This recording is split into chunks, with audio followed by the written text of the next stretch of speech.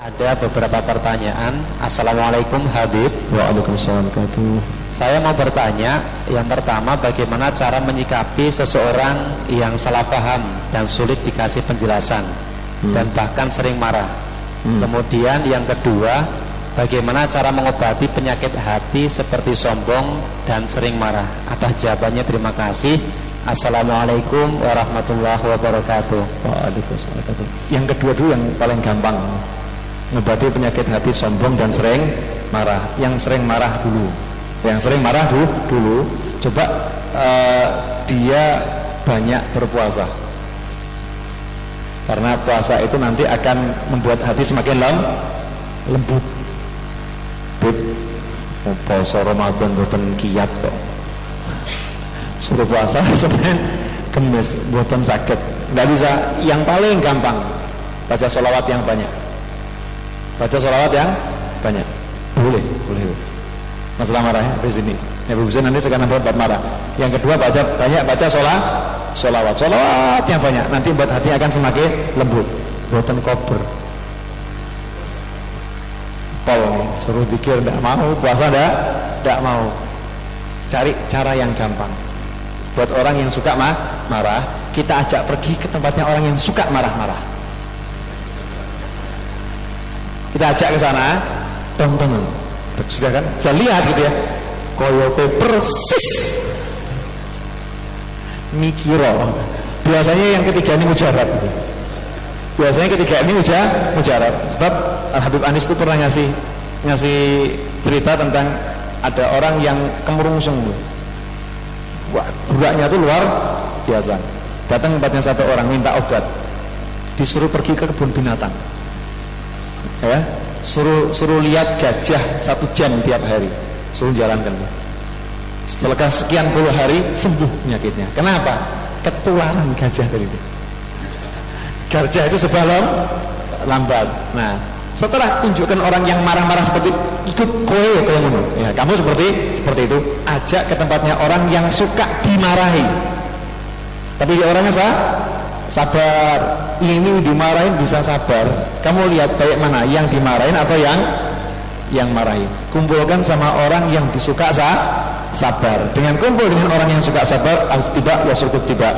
Watak manusia itu akan pengaruhi watak manusia yang lain. Insya Allah kalau kumpul dengan banyak orang yang biasa sabar, dia akan ketularan sabarnya. Nah, kumpul ini yang biasanya lebih gampang ketimbang disuruh ngamalkan A sampai Z. Betul. Saya mau nambahkan sedikit tentang marah nih. Tapi bukan untuk orang yang menghadapi orang yang marah ya. Orang yang punya tabiat mudah marah. Itu diantaranya. Ini dikatakan ya dalam salah satu buku, Al-Ghadabu awwaluhul junun wa akhiruhun nadam. Jadi setiap marah ini tidak ada orang yang senang marah sebenarnya. Tidak ada orang yang pengen marah. Tapi karena ini sudah merupakan tabiat. Dan kebanyakan marah itu ada presidennya. Ada satu kejadian tidak enak.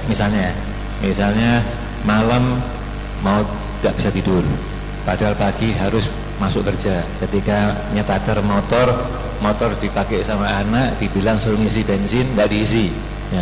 Kemudian waktu mau mandi, kamar mandi keburuan dipakai oleh istrinya. Kebetulan lama tidak keluar. Jadi ada berapa kejadian-kejadian yang kurang enak. Nah, itu membuat seperti air yang ditaruh di bara api. Air itu pertama kali dingin, kemudian semakin hangat, semakin dari hangat ke panas, kemudian mulai keluar asapnya itu. Nah, itu orang yang punya tabiat pemarah itu harus latihan. Dia harus bisa mengevaluasi kalau dia ini ibarat air yang di atas tungku. Nah, dia ini sudah sampai ke stadium yang mana? Sudah sampai tingkatan yang mana? Kalau sudah mulai tingkatan yang mulai keluar asapnya, dia kalau bisa nyinggir. Karena orang kalau marah itu dia sudah bukan jadi orang. Jadi misalnya saya, Husain Anis marah, tidak seperti Husain Anis lagi, sudah berubah. Itulah sebabnya tadi oleh Ustadz Novel dikatakan suruh lihat orang yang marah. Orang yang marah kan lucu. Nah, ya kan keluar kan mukanya menyeramkan.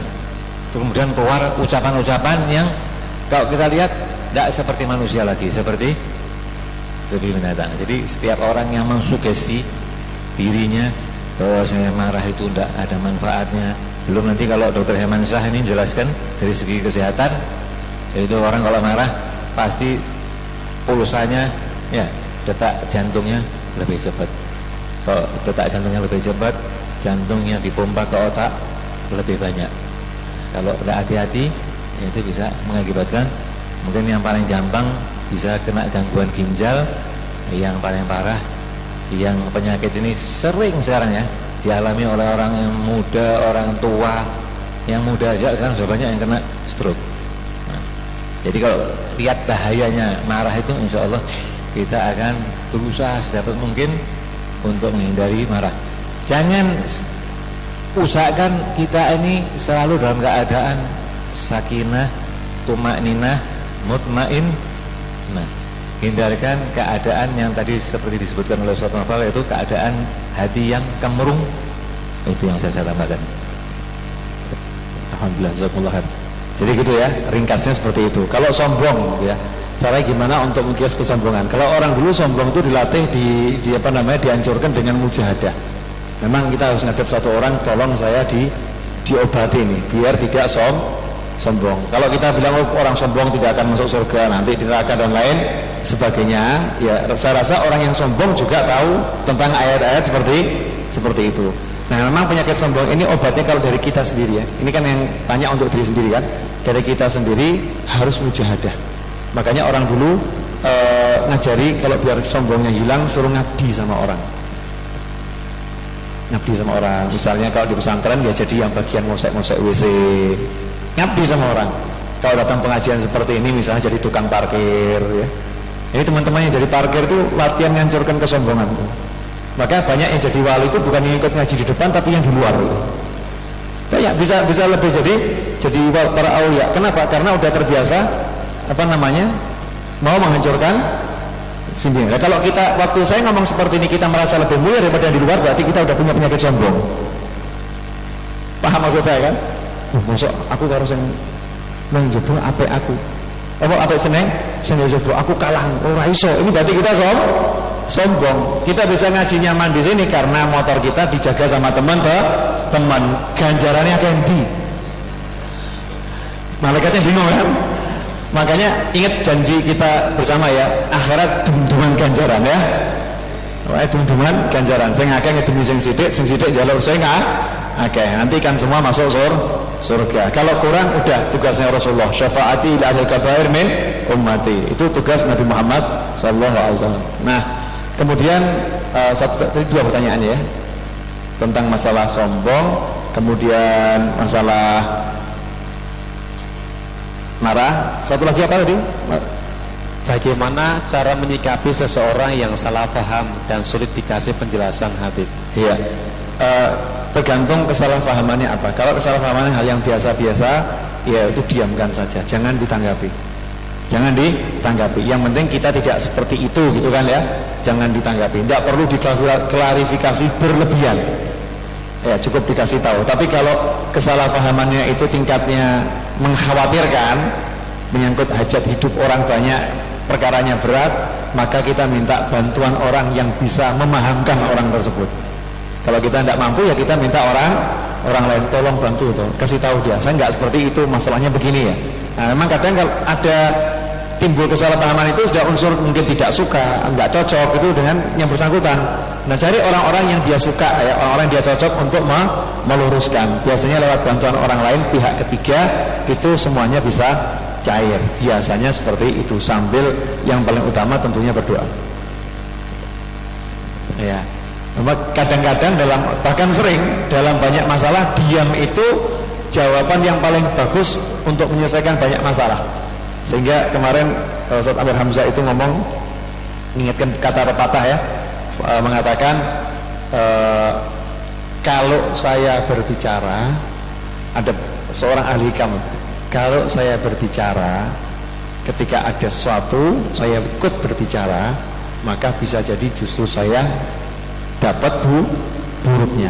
Tapi kalau saya diam, tidak ikut berbicara, diamnya saya ini menyelamatkan diri saya. Kalau orang-orang bodoh itu mengatakan kepadamu hal-hal yang enggak menyenangkan, fakana jawabuhu as-sukut, maka diam itu merupakan jawabannya. Kalau orang-orang soleh di Al-Quran dikatakan wa ibadur rahman alladzina yamshuna al-ardi haunan wa idza khatabahumul jahiluna qalu salama. Kalau ada orang bodoh mencaci maki, yang urusan enggak enak, cuman mengucapkan peace ya, damai-damai, friend, nyantai aja, seperti itu.